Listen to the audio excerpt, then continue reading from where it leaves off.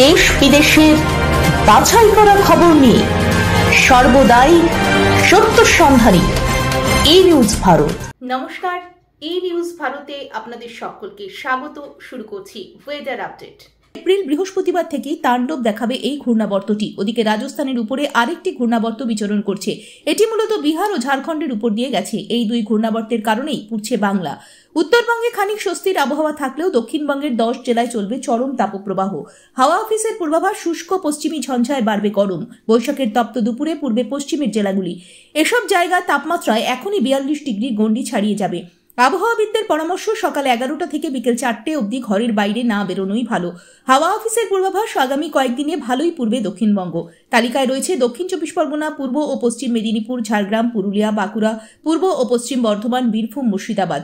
বৈশাখের শুরুতেই তাপমাত্রা 42 ডিগ্রি ছাড়িয়ে যাবে। তীব্র দহনে স্ট্রোকের আশঙ্কাও উড়িয়ে দিচ্ছেন না আবহাওয়াবিদরা। তবে স্বস্তির হাওয়া বইবে উত্তরবঙ্গের 5 জেলায়। ঝড় বৃষ্টির পাশাপাশি বজ্র বিদ্যুতের আশঙ্কাও রয়েছে। আজ কলকাতা ও তার পার্শ্ববর্তী অঞ্চলে দিনের সর্বোচ্চ তাপমাত্রা 39 ডিগ্রি সেলসিয়াস, অনুভূত তাপমাত্রা 41 ডিগ্রি সেলসিয়াস, সর্বনিম্ন 28 ডিগ্রি সেলসিয়াস। বাতাস আপেক্ষিক আর্দ্রতার পরিমাণ 57%। ব্যুরো রিপোর্ট, ই নিউজ ভারত।